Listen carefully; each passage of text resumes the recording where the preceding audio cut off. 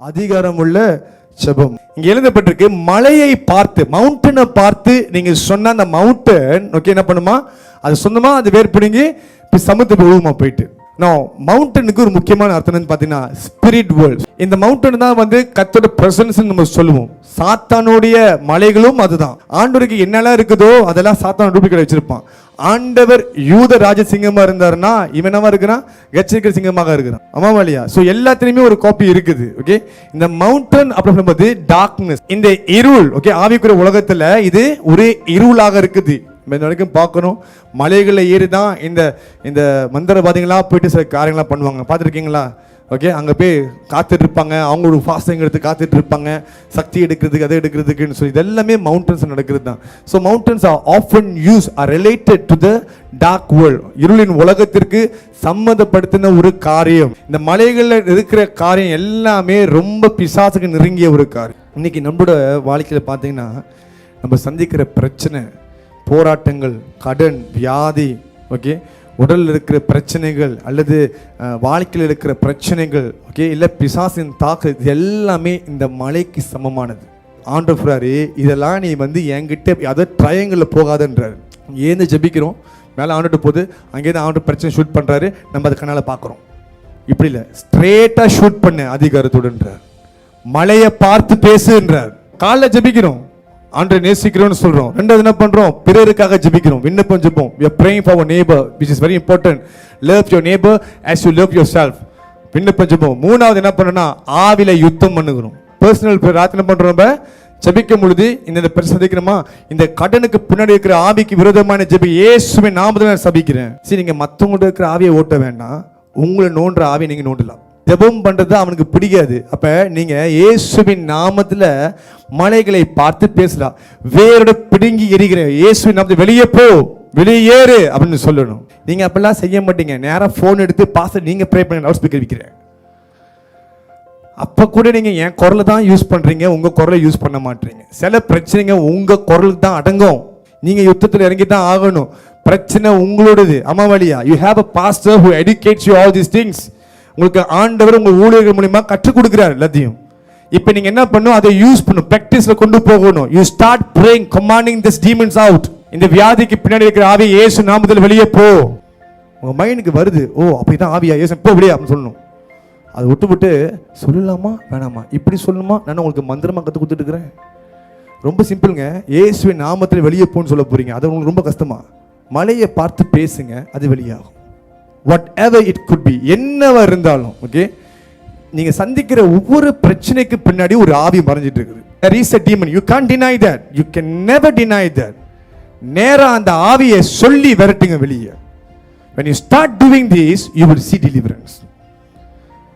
உங்க மைண்டை போட்டு குழப்புதா, தலையில கை வச்சு இயேசு நாம சிந்தி விட்டு வெளியே போ, என் கண்களை விட்டு வெளியே போ, என் உள்ளத்தை விட்டு வெளியே போ அப்படின்னு சொல்லுங்க.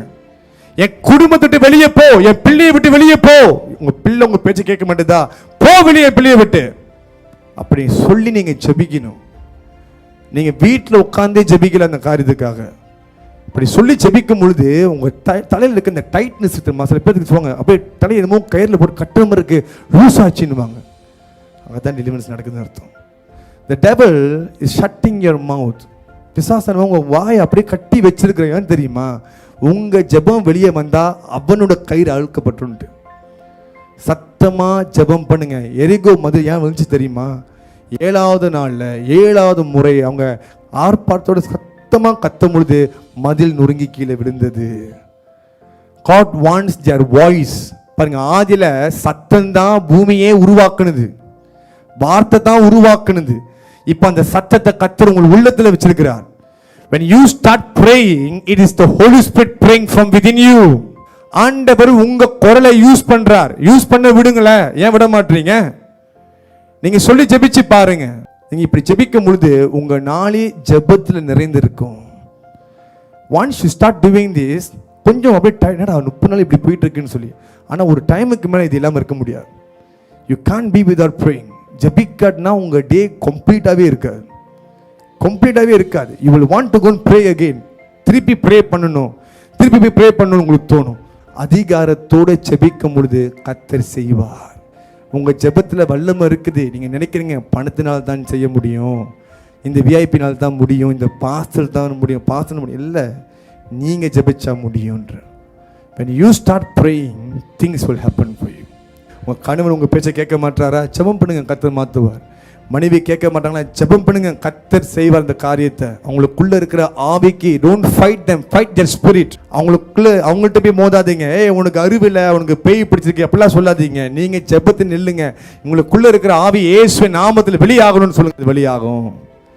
வெளியாகும். It will be defeated. Esther ஜெயிச்சு காமிக்கிறா.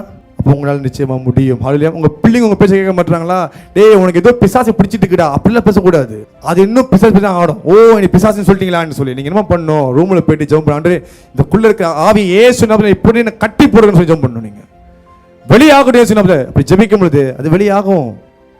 எதுவாக இருந்தாலும் pray against their spirit. இதுதான் authority prayer. இது நீங்கள் நடந்துக்கிட்டு முழங்கால் போட்டு ஜெபம் பண்ணலாம், சத்தமாக ஜெபம் பண்ணலாம்.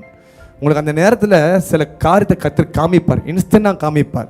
அதையும் நீங்கள் சொல்லி ஜெபிக்கலாம். ஒரு பிக்சர் மாதிரி வரும் உங்கள் மைண்டுக்கு. இப்போ உங்கள் மைண்டுக்கு அப்பப்போ ஒரு பிக்சர் மாதிரி வரும், வீடியோ மாதிரி வரும். இது எல்லாமே விஷன்ஸோட ஃபர்ஸ்ட் ஸ்டெப்பே நீங்கள் பார்த்தீங்கன்னா பிக்சர்ஸ் தான். படம் மாதிரி ஃப்ளாஷ் பண்ணும். அப்புறம் அப்படியே ஒரு மூவி மாதிரி ஓடும், சவுண்டே இருக்காது. அடுத்த ஸ்டெப் தான் ஆடியோட போகும். நீங்கள் இந்த பிக்சர்ஸ்க்கு நீங்கள் புரிஞ்சுக்கிட்டு மூவ் பண்ண ஆரம்பிச்சிங்கன்னா அதை கிராண்ட் பண்ணுவார். எதை? வீடியோ சிஸ்டமில். வீடியோ நீங்கள் புரிஞ்சுட்டிங்கன்னா சவுண்ட் உள்ள வீடியோ வரும். நீங்கள் பழைய படத்தில் பார்த்தீங்கன்னா சவுண்ட் இருக்காது, எல்லா செயல்கள் தான். அந்த மாதிரி தான் நடக்கும் இங்கேயும்.